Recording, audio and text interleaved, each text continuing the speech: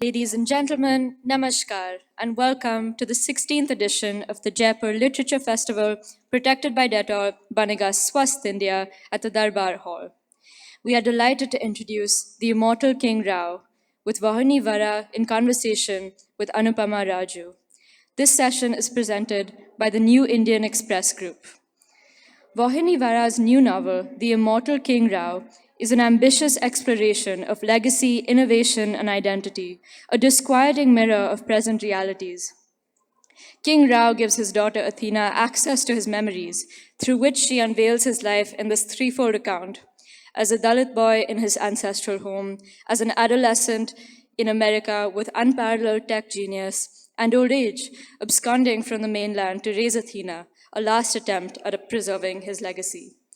I'm delighted to introduce our first guest, Vauhini Vara, whose debut novel, The Immortal King Rao, was a New York Times editor's choice and shortlisted for the Center for Fiction's First Novel Prize.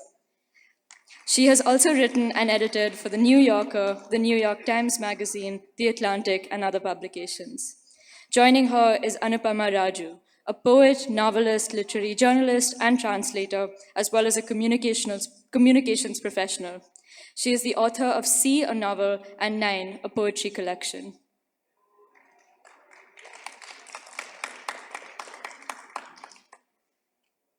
Over to the speakers.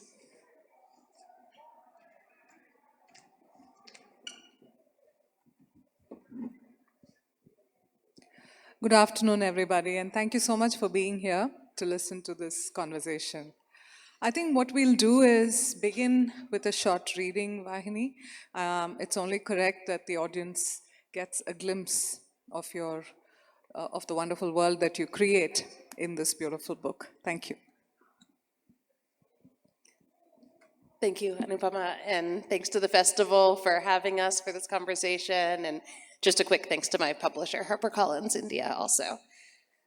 So I am going to read a relatively short section from early in the book. All you need to know here is that this is set on the family farm, the family coconut grove, where King Rao, the titular character, is born and raised. And this family coconut, King Rao comes from a Dalit family, and this family coconut farm was once owned by a Brahmin family for which King's family worked. So that's one thing that's relevant. And then toward the end, there'll be some names of uncles, but you don't need to know who they are. Okay. Existence is change. King's grandmother died, and his mother decided he should share his grandfather's bed to save the old man from lonesomeness. King was 4. The first night, Grandfather Rao's room smelled sour, and it embarrassed King to watch him curl on his side. Flesh sagged from his throat like a rooster's wattle. King pinched the loose skin, rolling it between his fingers. Does it hurt? I can't even feel it. King lay wide awake, facing the wall and listening to his grandfather snore. In the moonlight, he counted the dark spots on the wall that formed little patterns and wondered what they were made of. In the middle of the night, he heard a voice in his ear. Kingi, Kingi, wake up. Grandfather Rao was tucked around him like a blanket, his arm clasping King's abdomen, his hand on King's heart, his forearm as soft as overripe fruit. I need to tell you something, Grandfather Rao whispered. I'm not dead yet, but if I die at night, you'll be the one to find me. I hope you won't be scared. If you wake up and I'm not breathing, try not to look at my face. Just get up and find your mother. Be prepared. Okay? Everything was quiet. Outside, the moon hung low and full. Grandfather Rao ran his fingers through King's hair. Look at that moon, he said. The Soviets sent a rocket into space. I do believe a man will walk on the moon before long. I wish I could stay alive, at least until then. If he had stayed alive long enough, he would have gotten to hear Neil Armstrong's recollection of the experience upon his return home from the moon. Grandfather Rao would have loved it. The Earth is quite beautiful from space and from the moon, Armstrong said. It looks quite small and quite remote, but it's very blue and covered with the white lace of the clouds, and the continents are clearly seen, though they have very little color from that distance. It's such a plain-spoken recounting, and yet a beautiful one. Many people don't realize Armstrong's young daughter died of cancer 7 years before his moon landing. To me, his observation seems tinged with that loss. I imagine that when Armstrong looked at the Earth, he thought of her. Grandfather Rao began to lose his mind. He hallucinated that the Brahmin was alive, shouting at him about problems with the garden. The overgrowth under the banana trees was keeping them from bearing fruit. A beetle scurrying up the trunk of the guava tree was a sure sign of disease. The Brahmin wasn't real, King tried to tell his grandfather. But Grandfather Rao only laughed and patted him fondly on the head. The exertion of telling the truth and being disbelieved pricked at King's skin. One morning, sitting in the clearing with King on his lap, Grandfather Rao told everyone the Brahmin had a task for them all. They were to build a second house exactly like the first. "What's the point of that?" his sister asked.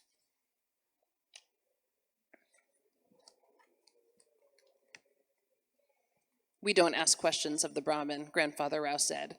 "We only do as he instructs." He stroked King's hair. King wanted to pull away, but stayed still for his grandfather's sake. "It'll be where King lives when he gets older and runs this place. King's house, that's what it'll be called," Grandfather Rao said. Suddenly, his hand went still on King's head.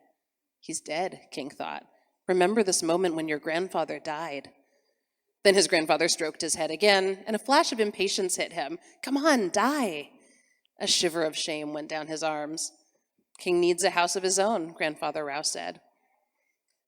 Now everyone agreed Grandfather Rao had gone mad, but no one wanted to disrespect him about King's house. When work began, the children clustered around the uncles, palms on one another's backs, and watched as Jagaya, one uncle, leveled the clearing with a plow. Later, Binky, Dimple, and Bubbles, 3 other uncles, came over carrying 4 wooden stakes with which they cordoned a long rectangular area and warned the children, "No, don't touch these or you'll get splinters, and stay outside this area." The uncles spent the morning on their haunches in the center of that rectangle, their chins dripping sweat. Bored, the kids tossed a heavy rock into the rectangle and dared King to run and fetch it. When he stepped into the perimeter, Bubbles stood, roaring, and raised his fist as if he would beat King in front of the others. King's shriek drew the mothers out of the kitchen. They stood at the edge of the perimeter and shouted at Bubbles, "Shame on you, that temper again." That encouraged King and his cousins. They sang and danced a heathen dance. The mothers clapped in time. Bubbles fumed. The rock King had tossed lay on the ground. King dashed into the perimeter again, picked it up, and pretended to throw it at Bubbles. Grandfather Rao, observing all of this from his stool, laughed and laughed and laughed and laughed, and put his hand to his heart and departed the world of the living.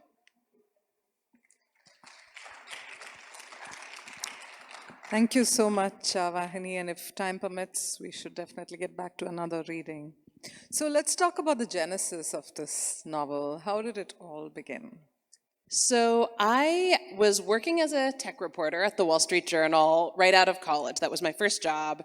And I was writing about big tech companies started in the 1970s, like Oracle and Microsoft, and was also the first Wall Street Journal reporter to start writing about Facebook because I was 22 years old and just out of college, and nobody else at the Journal was writing about Facebook because it was a small company.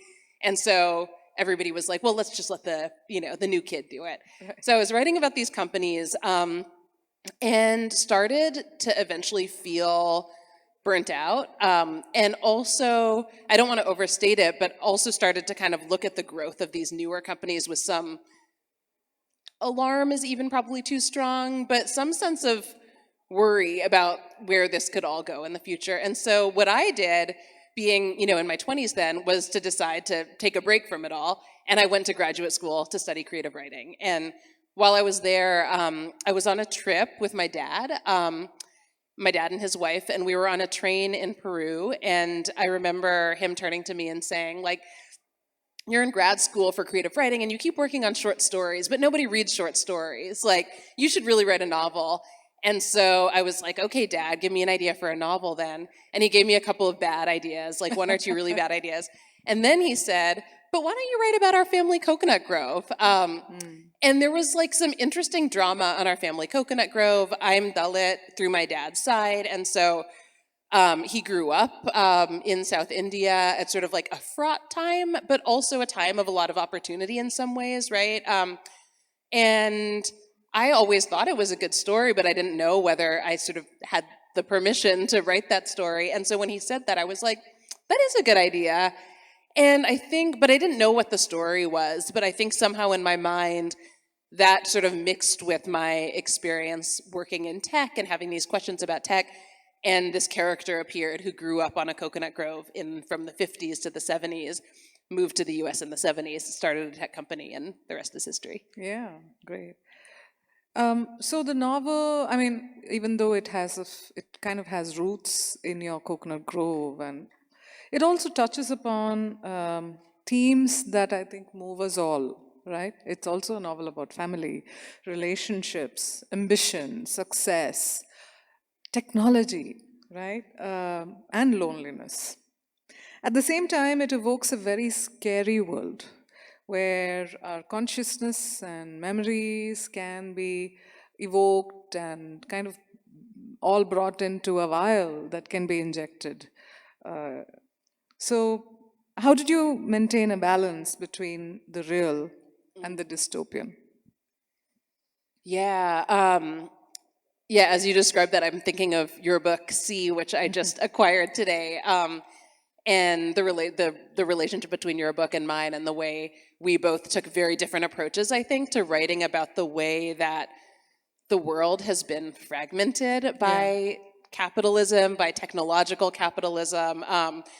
Families have sort of been scattered, right, to all different corners of the earth. I think any South Asian is very aware of this phenomenon, given the sort of, I mean, India's history as a history of people who have been scattered by sort of broad global forces, right, and continue to be. And so, so for me, there are ways in which, I mean, I can say this now. I spent 12, 13 years writing the book, and it wasn't clear to me while I was writing, but what I understand about the book now, having finished it, is that in some ways the story of a kid growing up on a coconut grove in the 50s and 60s and 70s in India, which was a time of a lot of change driven by technological capitalism, right? Even though we might not think about it that way through today's lens, that story in some ways is the same story as the story of an imagined future in which that trajectory continues. And you know, on the part that's said on the coconut grove, this family is sort of fractured by the influence of technology, of capitalism, right, of politics in family life. And if you sort of imagine a line from that into the future, for me, it wasn't too difficult to imagine a future in which that goes even further, and our lives are completely controlled by by artificial intelligence, and it's very difficult for any individual human to kind of understand their place in a broader community because we have been so fractured. Yeah, yeah. So, I mean, just to kind of give you all a sense, what we're talking about when you read the novel, you'll see that there is the possibility, and I have a feeling we are not very far away from that world, where our memories and our consciousness and everything that has happened in our life so far can all be kind of injected into another human being, and imagine how scary that would be. So, what is yours is no longer yours. But with everything that's happening in the world of AI, artificial intelligence, and all of us increasingly depending on technology, to what extent did you want to make your readers feel helpless? To what extent did I want? To make your readers feel helpless. I mean, clarinet, is this particular device, so to speak, is symbolic of a future that's not too far away. Yes, yeah. So I'm realizing as we're talking that, right, that I should explain that this kid who I'm describing, who I wrote about in that passage that I read, as Anupama said, grows up and moves to the U.S. and starts a tech company. But then in the book is set partly in this imagined future in which this tech company sort of becomes the biggest company in the world. And King, this little boy, grows up to be the leader of a kind of new world order that he engineers that is very tech driven, in which he's sort of corralled tech to sort of for his purposes of gaining wealth, gaining power, but also thinks he's sort of, you know, doing something useful and good in the world in the way that many of our current tech leaders do, right?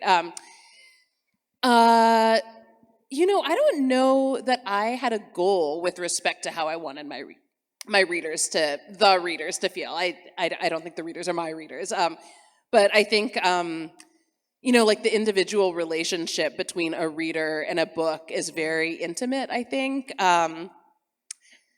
I am really interested, in some ways, more interested actually in the opposite of helplessness. I'm interested in the way that we all kind of try to exercise agency within the confines that have been set for us. Marginalized people, Dalit people, women, but people from all kinds of marginalized backgrounds, and then people not from marginalized backgrounds. For example, like our tech leaders, right? Like how agency and power is exercised at all levels. I think we all have the capacity to exercise it, right? And like we're all so wily and creative in how we do it, but some people have fewer resources than others, right? And have to get more creative.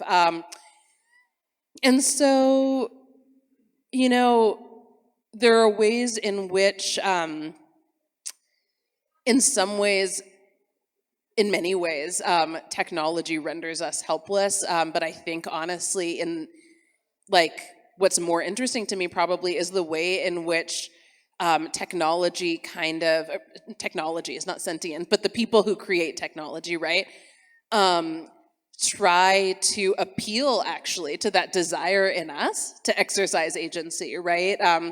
Like when we try to amass followers on Instagram and amass likes, right? It's a way of feeling that like the words we have, the images of ourselves that we're presenting to the world have influence, have meaning, right?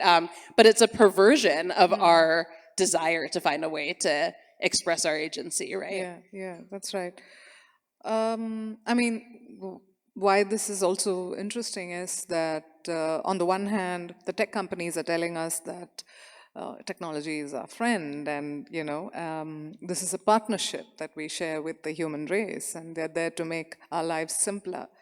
On the other hand, you have increasing evidence of fiction, even popular cinema, which kind of tells you that you need to be a little worried about the machines. I mean, take the Terminator series, for instance.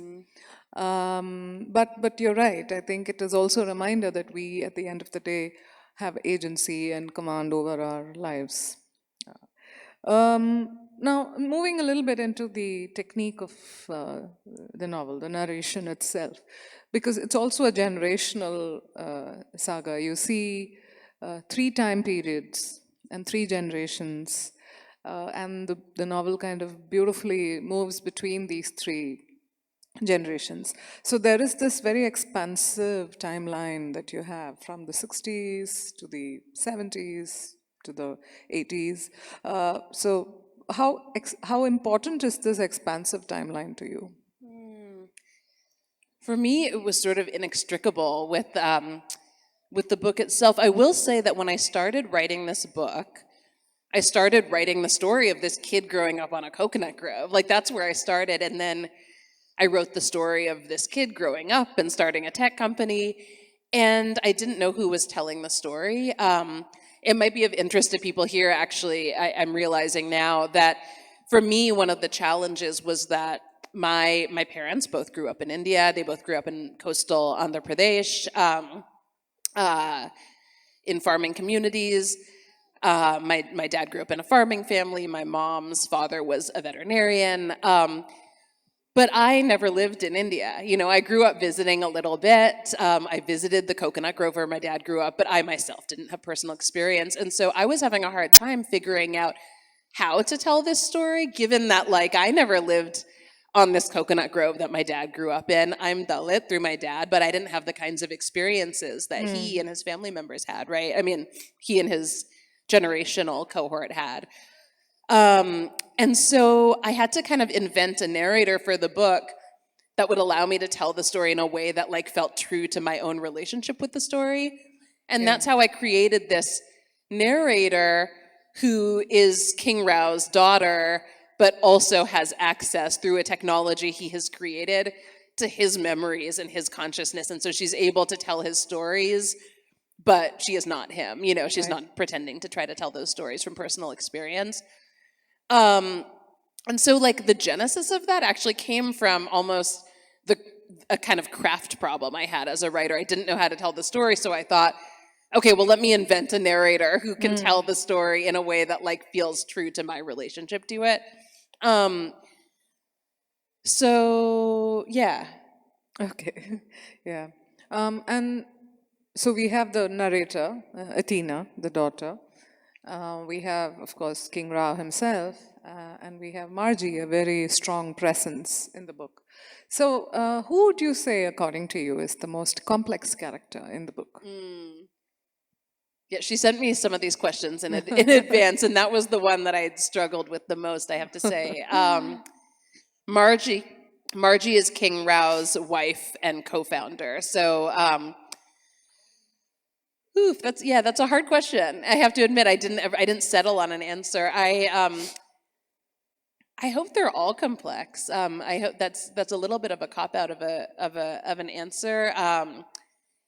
But they all, again, like these are all characters who I think really care deeply about understanding their role in the world, and really truly believe, I think all three of these characters, I think all of the characters in the book, just like all of us in real life, feel like they're sort of doing what they should to make their mark on the world, right? Given certain constraints.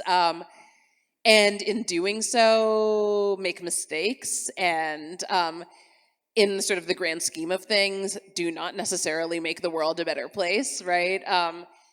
And that complexity of human experience interests me, and I think they all represent that. I think that's often true in general in fiction, right? Like we're all writing characters often that are sort of battling with that question. Totally. So, moving a little bit away from the novel, let's talk a bit about your vocation, your training as a tech reporter. So, has your role as journalist influenced your creative writing in any way? Did it influence the book, for instance? Yes, absolutely. So, I mean, when I left my job as a tech reporter, I did not expect, and when I went to graduate school to work on creative writing, I didn't set out to write a book that had anything to do with technology. Like what I said to myself was, I'm leaving that behind and moving on to a different part of my life, using a different part of my brain. But I think I was deeply interested in and compelled by the questions that were raised for me as a journalist writing about tech companies. And this came up actually at your panel earlier with my husband, the writer Andrew Altschul, in which you were all talking about the limitations of journalism, in part, right, of straight nonfiction writing, of the journalistic account, of the sort of, like the Lonely Planet travel the guidebook book experience. That's right. Yeah. And that rang true to me because for me as a journalist, I had questions and doubts and worries about the path technology was taking us on. But in journalism, it's considered irresponsible to speculate about the future and say, here's what might happen, here's what'll probably happen based on what's happening now, right? Like, I'm going to tell you about a world in which, an algorithm determines everything about our society, from education to criminal justice, right, to elections, the electoral system. And so I couldn't do that as a journalist, right? Like I felt like my ability to put on the page in journalistic form some of these emerging questions I had about the tech industry, about capitalism, about technological capitalism was really limited. And that's why I left, and then to my surprise, I found in fiction a way to write about those questions, because in fiction, obviously, like, you have some license to do that, right? Especially in speculative fiction. And so I found that very freeing.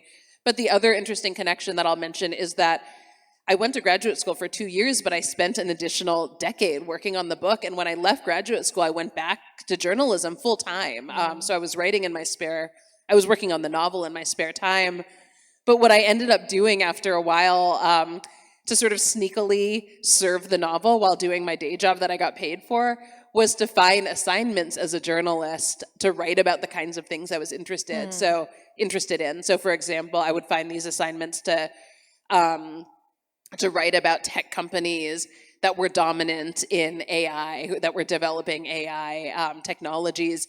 And so I could go and sit next to these data scientists as they were Right. training these algorithms and understand what it really meant to train an algorithm, and talk to ethicists who were concerned about the role of AI in society and ask them questions that to which I was interested in knowing the answers journalistically, and that those answers ended up in my work, my journalism work, but then they also snuck into the book as well. Yeah, yeah. Okay, so why don't we listen to another Sure. reading? Thank you.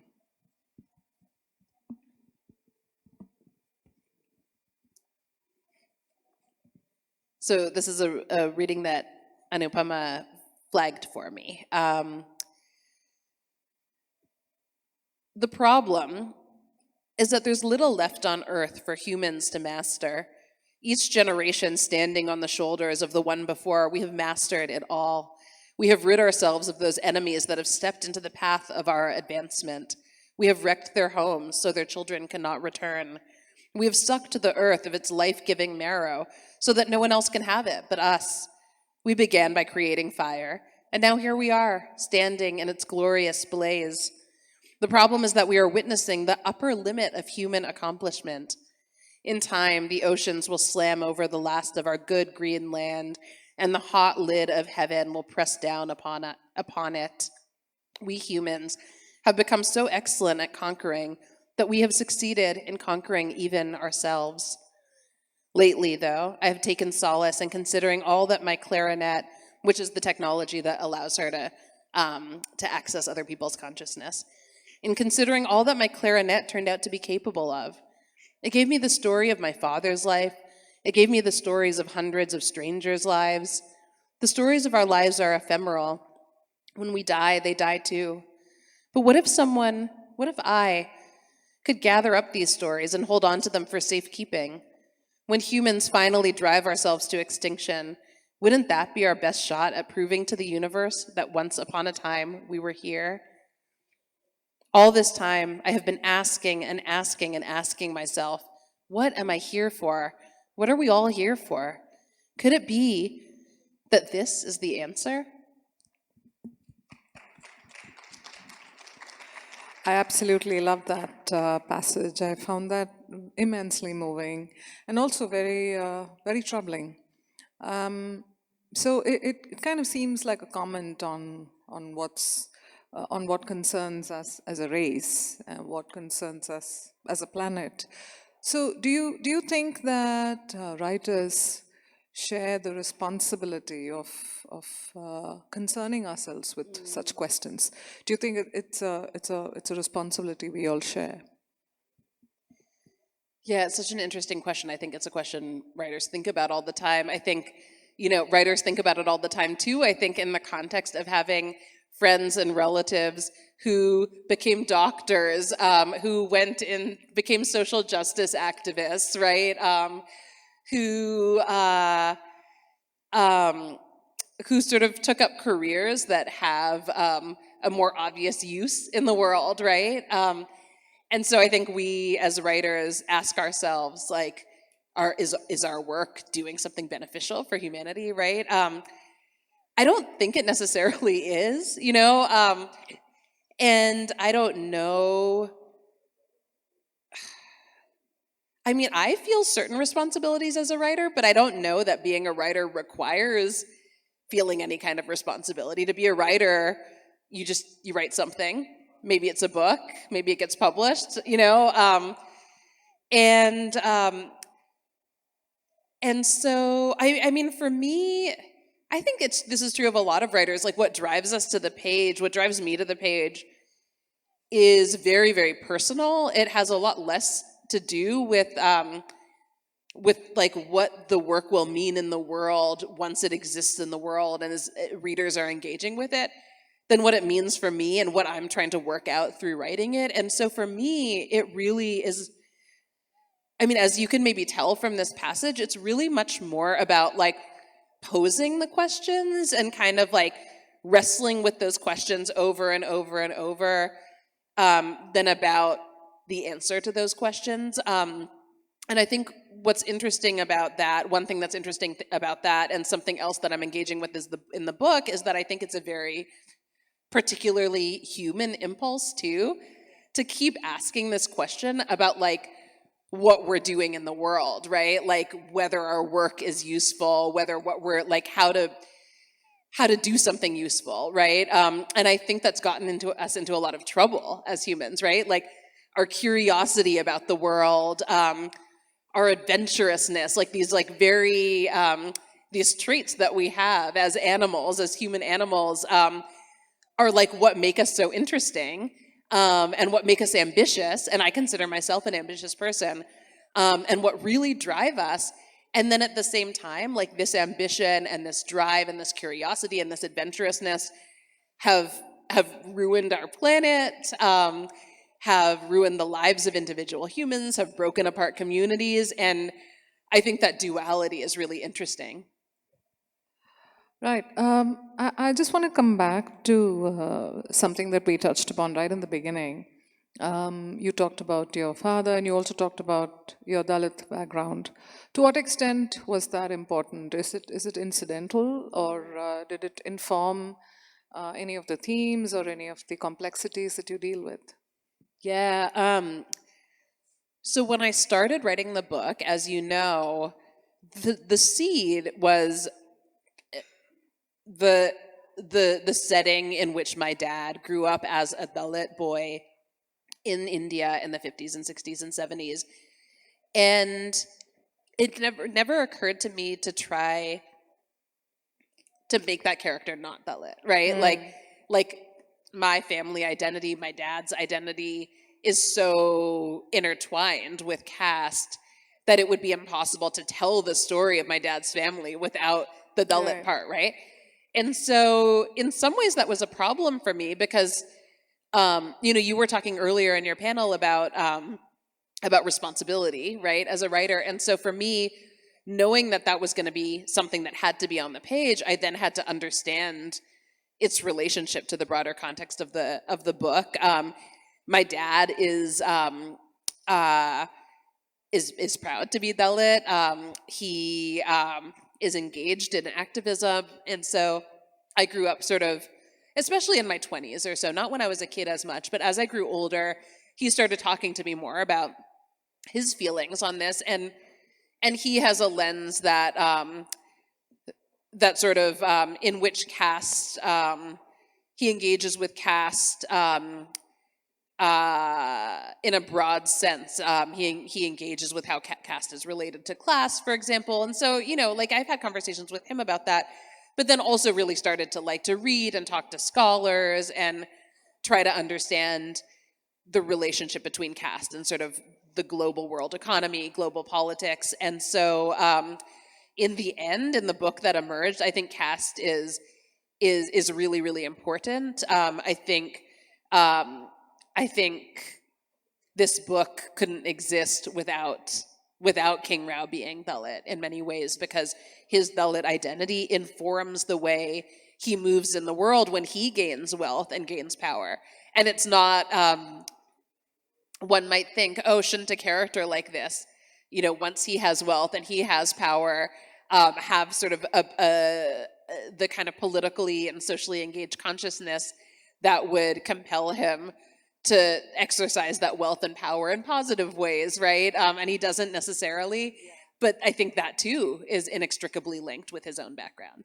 Yeah, in fact, I think that question becomes really important because even when you move out of the whole Dalit context, the novel is about power, right? And access and the lack of it. And you have the shareholders, and then you have the big corporation who are exercising power. So, in that sense, the experience and the identity, the Dalit identity, I think becomes symbolic of a lot of those feelings of the inaccessibility of it all. Yeah, so I think we will now break into a Q&A, and if time permits, we can come back for a very short reading. But yes, would anybody like to have any? Yes. Could we get a mic there, please? Yeah.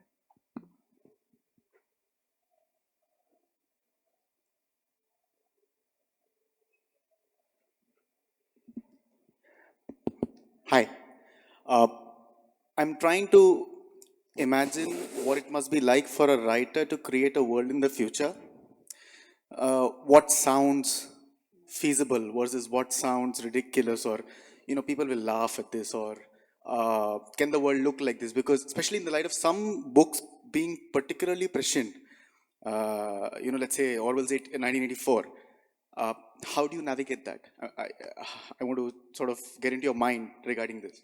Yeah, that's such a great question. I come from like a sort of literary background, which is to say, I went to an undergraduate program and I went to a graduate program that was not at all, especially at that time, like in the 2000s, engaged with the sort of the lineage, the kind of speculative and dystopian lineage of literature, and so I had read relatively little in that area and had no idea how to go about it. And one thing I didn't mention was I invented this narrator who was King Rao's daughter, who has access to his memories and to his consciousness to solve this writing problem I had. But in order for her to have this access, I knew she had to be speaking from the future because we don't have that technology yet. And so then once I knew that she had to be speaking from the future, I had to imagine what that future world would be like. And in early drafts of the book, my husband, Andrew, the writer, Andrew Alcho, who I mentioned earlier, is one of my very frequent readers of early drafts. And he and others read the book. And in early versions, I had this narrator, but I didn't say who the narrator was. I didn't really know exactly who the narrator was. And the book was all about King's life. And Andrew and others kept saying, like, if you have this person telling the story, we have to know something about them. And so it was really only through rewriting and rewriting and rewriting over years that I had to like finally force myself to write that story. It's interesting because that's what people talk about most when they talk about this book, when I read reviews or what people, when people come up to me. But it was what came last. And I felt forced to write it almost because people were like, okay, but who is this person? When is she writing from? What's the world like then? And I talked to another friend, the writer Anna North, who writes sort of has written dystopian books set in the future. And I said to her, like, you and Andrew and others are saying to me that I need to know what this world is, but I have no idea. Like, I don't know what the future is going to be like. How do I do this? It was the same question that you asked. And she very sensibly, she's a very sensible person, said to me, like, oh, don't worry. Don't stress about it. All you need to do is, like, go on, I think she suggested specifically to go on Google Maps, like figure out where my book was gonna, where these sections of the book were gonna be set, like think about what those places are like now, and then imagine, like using some research, imagine what they will be like in the future and write that down. And it's like the simplest possible advice. But once she said that, I feel like I was able to kind of pinpoint how to do that. The book is set, the sort of futuristic parts of the book are set where I grew up in the Seattle area in the US. And so I know the landscapes really well. And because I'm a journalist, I did do some research into like how the coastlines would change and how the ecology would change. And I started writing that down. And I also knew from being a tech journalist that I could imagine sort of how technology will change, 20, 30 years from now. And I started writing that down and refining it and refining it and refining it, showing it to friends who would tell me what wasn't plausible and what was. And in that way, I eventually came up with the book. So it was like, I know it seems, for me at least, when I read books, it seems so flawless sometimes if a book is well done and like so easy, but there's so much like second guessing and work that goes into it, I think. Thank you. Yes, I think we have one of the students.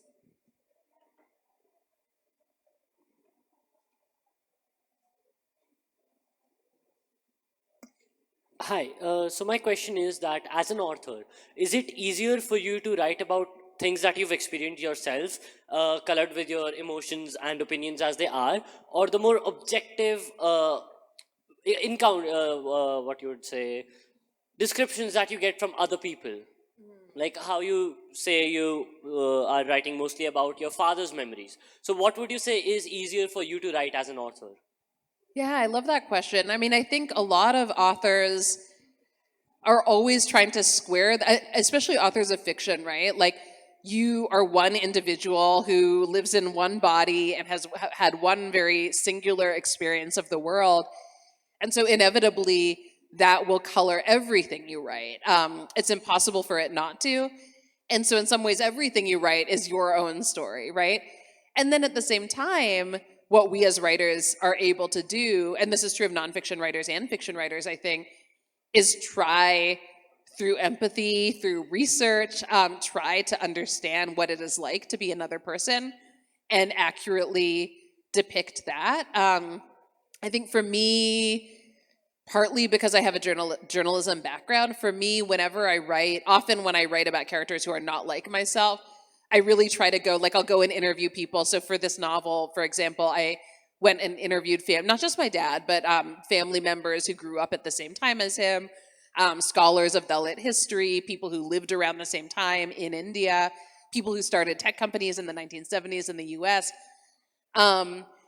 And tried to write those kinds of experiences onto the page, but at the same time, I was writing them through my lens, right? And so I think it was partly for that reason that the narrator that I came up with was a narrator who was also doing exactly that, right?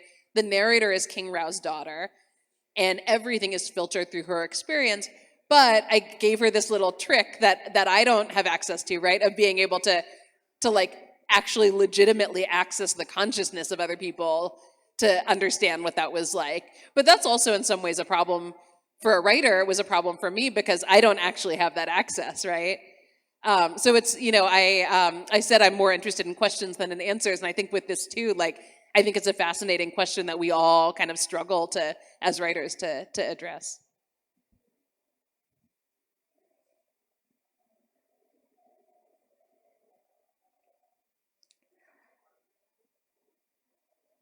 Okay, so maybe, we have like about 7 minutes. Would you like to read another small passage, Vauhini? Sure. Let me think of one. Oh, you know what? I think I'll read a little bit from a section of the book having to do with this capacity to access other people's Yes. consciousness, Yes. just so people understand what that is like. So this is from, it's not really a spoiler, but this sort of describes Athena, the narrator's experience when she starts to realize that she can access her father's consciousness with her mind. One afternoon, I was napping when I was jarred awake by a strange experience. A succession of foreign images had been parading through my mind. King's name written in steam on a bus window. Grandfather Rao's neck, fleshy as a wattle. I couldn't place the images. I squeezed my eyes shut and held my head in my hands, trying to regain ownership of it. But the visions only got more intense. I was not in my room, but in a dark, smoke-filled kitchen with charred pots and pans stacked on the floor. I was in an outdoor shower stall where a cockroach drowned in a bucket, its tiny legs flailing. A coconut storeroom with a lofted space up top, whose relationship with the sunlight made it seem holy and cathedral-like. These were his memories, not mine. I must have cried out. My father came running in. "Athena, baby love," he cried. "What happened?" I meant to answer, but my mouth refused to cooperate. My teeth were clattering. I felt faint. "What happened?" he cried out, louder. He never shouted at me. I must be really scaring him, I thought, faintly. But I was distracted by the hiss of coconuts drying over charcoal, the metallic scent of the blood from a mother's menstrual cloths, the sense of being naked next to a lover, and finally, black and white speckles that darkened until I could no longer see or even feel anything at all. Thank you so much.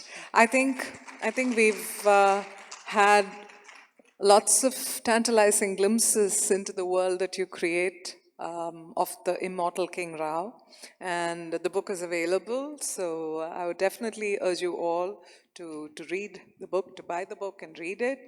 It's been amazing to be in conversation with you, Vauhini. Thank you so much. And thank you all for being here and listening to us. Thank you. Thank you.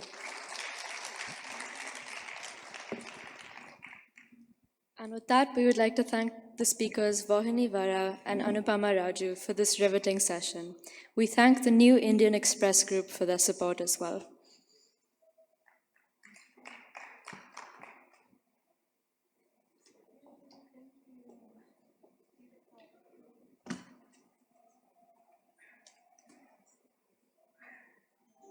There